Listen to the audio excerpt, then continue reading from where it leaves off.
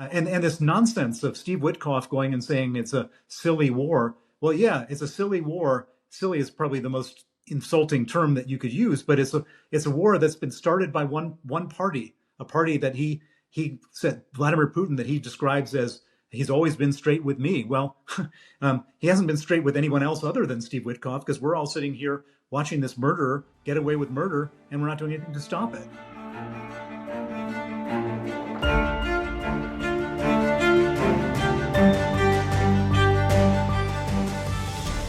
Hello and welcome to the Trump Report. Today marks 4 years since Russia's invasion of Ukraine. So my guest today is Sir Bill Browder. We're going to be speaking about kind of what we've learned from this, what's happening right now, and kind of all the intricacies as of late and all the commentary on it. So Bill, thank you so much for joining the Trump Report today. Great to be here. 4 years ago today, Russia illegally invaded Ukraine for the second time after originally annexing Crimea in 2014. While a peace deal still hangs in the balance, what do you think we've learnt from this war? Well, let me start out by saying there's not going to be a peace deal. It's absolutely clear to me that Vladimir Putin has no intention of agreeing any kind of peace deal. He wants a full victory, and perhaps I guess what we have learned from this last terrible 4 years is that the only way that this war is going to stop is if Putin is defeated. And the West has helped Ukraine in different ways, different countries at different times. But at the end of the day, it's always been a little bit too little, too late. And it's going to end up costing us dearly, both financially and potentially with lives, if we don't get behind Ukraine, because Putin's not going to stop at Ukraine. He wants to move on. He wants to go to Poland, to Estonia, Latvia, Lithuania. So this is an existentially dangerous situation, particularly for Europe, but for a lot of other places. And still, we're always doing too little, too late.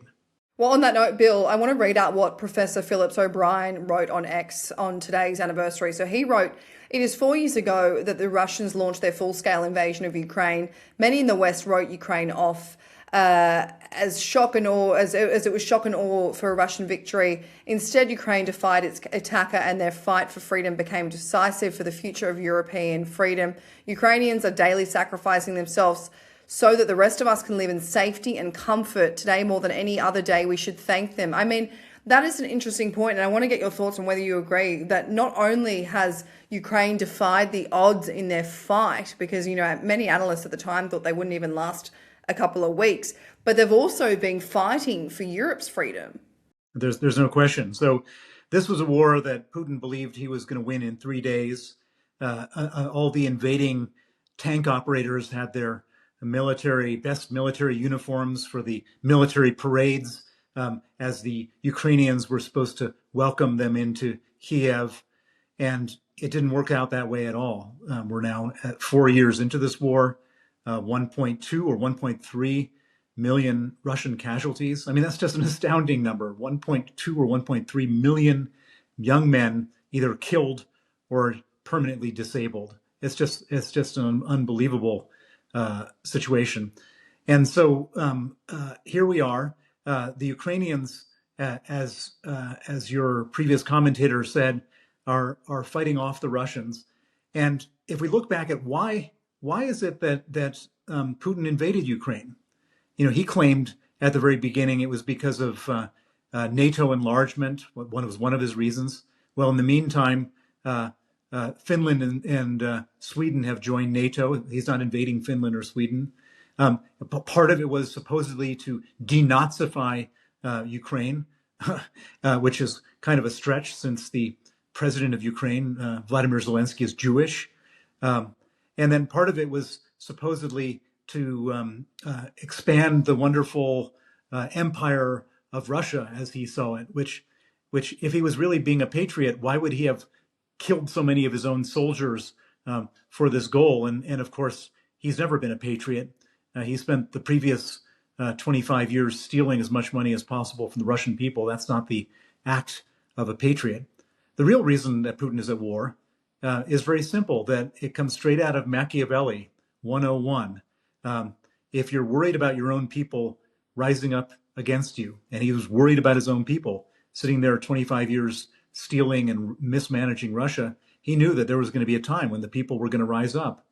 And the best way to avoid that rise up of the people is to create a foreign enemy and to start a war. And so this war is not for any of the reasons that that he stated. There was no beef between Russia and Ukraine. There was no conflict. There was no inherent animosity. He created it to have a foreign enemy, a weak foreign enemy, he thought, and to start a war. And of course, Ukraine didn't turn out to be a weak enemy. Ukraine has turned out to be unbelievably strong. I would say at this point, Ukraine has probably got the strongest military in Europe. Ukraine is a true powerhouse. And coming back to my reasoning for why Putin started this war, if for some reason he wasn't at war with Ukraine, he would then be at war with some other enemy because he needs an enemy. And so who is that other enemy? Well, he stated it very clearly, and other people in his government have stated it very clearly. They don't think that the Baltics should be independent in the same way as they don't think that Ukraine should be independent. They don't think that Estonia, Latvia, and Lithuania should be separate countries. They've got their own anger and historical beef with Poland. And so we are in a situation where the Ukraine is fighting with their blood, not just for themselves, but for all of us. And if we turn our backs on them in any way, we're going to end up having a much bigger conflict on our hands in the not too distant future. Well, several US leaders and delegates gathered today in Kyiv to mark this 4 years since Russia's full-scale invasion, but the United States didn't send any sort of leadership, no delegates at all. So, I mean, what does that say to you, Bill? It says what I've been saying on your show every week since we started talking, which is that Trump is not on Ukraine's side. Trump, he wants to get this war over with so he can do business in Russia. He wants business to be done with American companies, companies that belong to his friends, perhaps even companies that belong to his family members in Russia. And he sees it as just a distraction from a lot of business that can be done. And the fact that America didn't send anybody it speaks volumes. In the same way as it speaks volumes when he shouted and berated and humiliated Vladimir Zelensky in the Oval Office. In the same way as it speaks volumes that the United States at the United Nations voted with Russia, North Korea, and Iran against Ukraine's resolutions. It speaks volumes that the United States has cut off military aid for Ukraine. It's all for us to see. There's no mystery here. It's plain as day. Sorry, Bill, to interrupt. What do you make of Zelensky's kind of interpretation that perhaps if Trump visited Kyiv, he might see matters a little bit clearly? I want to read out what he said. He basically said, I really want to come here, being Kyiv, with the President of the United States one day. I know for certain only by coming to Ukraine and seeing with one's own eyes and our struggle, feeling our people, the enormity of this pain, then one can understand what this war is really about, and that basically he would realize who was the aggressor and who needs to be pressured. And he said this is not a street fight, it is an attack by a sick state on a sovereign one. And kind of just insinuated maybe if Trump actually visited Ukraine that he would see it clearly. But I don't know if it's as simple as that. It's not as simple as that at all. I mean, Trump made it very clear at every step of the way that he just wants to align himself with Putin. There's a picture of Trump and Putin with a red carpet in the Oval Office. I have to take my hat off to Vladimir Zelensky. The patience that he has shown in this really unenviable situation is superhuman. And of course he can't say anything other than he's saying. He can't say what I'm saying to you here on Times Radio because he's got to do whatever he can do to either keep U.S. from the U.S. has basically abandoned Ukraine, but he doesn't want the U.S. to become aligned with Russia. To provide military aid to Russia. That would be a real disaster. And so he's just doing whatever he can to kind of keep as bad a situation from getting worse. But, and hats off to him for the unbelievable patience that he's showing in this terrible situation. Absolutely. He really learnt after last February, that Oval Office showdown. But Bill, on Monday night, the eve of the 4-year anniversary of the war, Hungary vetoed sanctions and a €90 billion funding package for Ukraine. stopping the EU from approving it on the anniversary. So Viktor Orban's message was, do not count on us. We will not give the money. We will not give soldiers. We will not go to war. To which Zelensky responded in a Financial Times interview saying that Orban previously refused to even allow weapons to transit through his country. He said, you were playing along with Putin. We set that aside. Now you are blocking this 90 billion euros money we need for weapons for survival. But I wonder, Bill, whether Trump should be getting involved in this part and using his relationship with Viktor Orban to kind of pressure him to approving this, only in the sense that he has made it clear as day that he wants Europe to fund this war. He doesn't want to be giving more financial military aid to Ukraine. So why don't you use your relationship with Viktor Orban to pressure him to vote in favor of this? Well, I think it's actually somewhat more sinister than that. That we had a situation in which, first of all, the reason for this $90 billion or 90 billion euro loan was because Europe couldn't agree on pledging the frozen Russian central bank reserves that were held in Europe for a loan backed by that, which would have been a much larger loan. The reason they couldn't agree to that was because Belgium is scared. I think the Russian security services had threatened the prime minister of Belgium personally, and he was so scared that he blocked it. So they had to make this loan, and the loan was agreed by all member states, including Hungary, in December of last year. And then what happened was that Marco Rubio, the U.S. Secretary of State, came to the Munich Security Conference in February. And then after the Munich Security Conference, he traveled to Budapest. And shortly after his trip to Budapest, the Hungarians announced that they were going to block this 90 billion euro loan. Now, maybe Marco Rubio never discussed it. Maybe there was nothing to do with it. But the sequence of events would suggest that perhaps the U.S. did just the opposite of encouraging Hungary to do the right thing, but to encourage them to do the wrong thing. I hope that's not the case. In any event, the Hungarians don't hold the cards here. At the end of the day, Hungary makes up less than 2% of the population of Europe. Europe's existence, its very existence, hinges on Ukraine not falling. If Ukraine falls, Europe ends up with 25 million Ukrainian refugees and a war on its borders, a war that many European countries will have to be fighting with their own blood. And so I think at the end of the day, I don't know how it will be resolved, but it will be resolved because Hungary is not going to sacrifice the geopolitical security of Europe, only representing 2% of the population and being a net borrower and a net taker of European financial largesse. An interesting take, Bill, and one in which we haven't discussed, but I want to kind of look back and reflect for a minute. So since the campaign season began for the 2024 presidential election, Donald Trump claimed that he could solve the Russia-Ukraine war within 24 hours. By February 2025, he realized, once he'd been inaugurated, Trump, of course, began the US involvement, but he quickly realized that he'd been incredibly optimistic when making that 24-hour claim. He admitted so in a very sheepish way without admitting defeat, of course. Looking back over the last year, how do you think US involvement has helped and or hindered ending the war? Well, basically by not giving financial aid, military aid to Ukraine, that has been an unbelievably detrimental thing. When the U.S. cut off Ukraine, there's no way that Europe has the resources to fill in the gap, and so Ukraine is more tight on resources than they were before. And then it doesn't help that America has basically defected from the coalition of the willing, the allies that were supporting Ukraine. Now, of course, America does do two things. America provides military equipment that's paid for by the Europeans to Ukraine, and they haven't blocked that.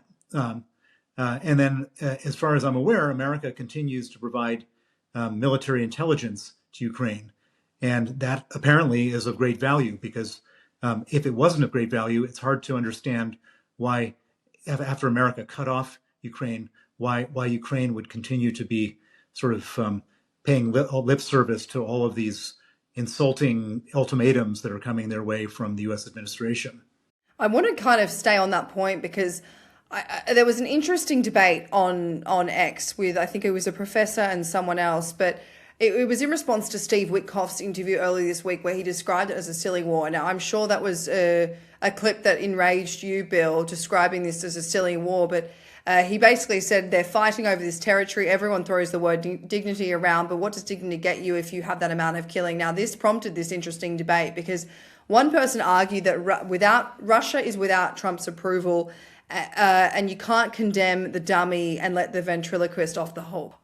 That was prompted by a response saying that Trump is the only leader to force dialogue on the war ending. I never said I fully agree with the contours of what is currently being circulated as peace, nor have I agreed with the process. But it's extreme efforts to normalize relationships which have been led by Witkoff and Trump, basically saying at least dialogue is open. But then this person's response to that was what Trump has done is pull Putin out of international isolation and given the Kremlin hope that it could achieve its goals through the services of the US. This has only prolonged the war. Trump has made the prospect of peace much more distant than it was before he took office. So, I mean, what do you think about this? I wonder if two things can be true, that Trump has effectively kept dialogue going, kept Russia-Ukraine in the headlines, and the concept of peace at least a reality to some, but it's also had this such a back and forth and allowed Russia to stall for time and make a mockery of Trump, in essence, prolonging the war. There's no question. So Putin, first of all, if Trump really wanted to end this war, he needs to go to the person who is waging the war. The war is being waged by Vladimir Putin and his Russian army against an innocent victim, which is the people of Ukraine. The people of Ukraine are the victims. They're the defenders. Russia is the aggressor. And so if the most powerful man in the free world wants to stop the war, then he should look at who's doing the aggression, and that is Vladimir Putin. And then what he should do is demand that Vladimir Putin stop doing the aggression. And if Vladimir Putin doesn't stop doing the aggression, then Donald Trump should then cause trouble for Vladimir Putin. And it's very easy to figure out the trouble that should be caused for Vladimir Putin because there's a piece of legislation perfectly written out in Washington, co-sponsored by somewhere between 86 and 89 senators. It's a piece of legislation written by Lindsey Graham and Richard Blumenthal, Republican and Democrat, bipartisan, which says that in order to stop the war, we need to stop Russia from having money to fight this war. Who gives them the money? People who buy Russian oil. And the United States should impose hugely punishing penalties on the countries that continue to buy the Russian oil. And every time that that's been put out there and where the probability of that seems to be rising, Putin then jumps in and has a summit in Alaska or a phone call with Donald Trump or whatever. And all of a sudden, everything gets put to the back burner. And so as a result, the war carries on. And Trump does have the power to stop this war at any moment. He could do it, but he's chosen not to because, and this nonsense of Steve Witkoff going and saying it's a silly war. Well, yeah, it's a silly war. Silly is probably the most insulting term that you could use, but it's a war that's been started by one party, a party that he said, Vladimir Putin, that he describes as he's always been straight with me. Well, he hasn't been straight with anyone else other than Steve Witkoff because we're all sitting here watching this murderer get away with murder, and we're not doing anything to stop it. Putin, while speaking at the Defender of the Fatherland Day military ceremony, said that Russia is developing the country's triad land, sea and air nuclear weapons, calling it an absolute priority for Russia's security and global strategic balance. So President Zelensky's response to this was stating that nuclear escalation shows that this conflict is widening and is effectively World War III, that we're in World War III, it's already underway. I mean, we've heard nuclear threats time and time again from Putin and the Kremlin, but what do you think about this commentary from Zelensky labeling this World War III? Is he right? Of course he is. And let's put aside the nuclear for a second and just look at what's happening right now on the ground. You have Iran, North Korea, absolutely openly participating in this war. North Korean troops and Iranian drones are part of this thing. You have Russia. There was a very interesting article that came out, I believe, in the FT today about how the Russians are buying up property within a few miles of Western military bases so they can do sabotage. And then, of course, there is all these drones that are flying around Munich, Copenhagen, and Brussels airport, shutting down air travel. You have people being hired, individuals being hired, gang members being hired in different countries to blow up buildings. You have trains being derailed. There's already a war going on, which involves all of Europe and involves many of Russia's allies.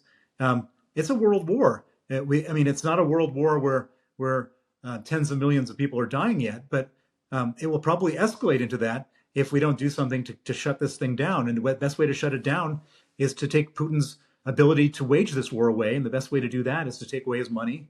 And the best way to do that is to go after the oil. Well, on that note, Bill, and just a final question for you. Putin has ordered Russia's FSB to strengthen protection of its energy and transport infrastructure in response to these attacks that he said were conducted with the help of Western intelligence. So one of Ukraine's military strategies, which you and I have spoken about at great lengths, has been striking Russia's oil refineries. Only a week or so, I think it's the Volgograd refinery shut down because of damages. It still hasn't reopened. But by Putin ordering more protection on this infrastructure, it just shows you that he's rattled by this. He's rattled by Ukraine's strategy, and it's working. It is absolutely working. There's nothing that the FSB can do. They're not. There's no way that they have the capacity to protect every oil derrick and oil rig and oil refinery in Russia. And the Ukrainians have found their weak spot and are hitting them.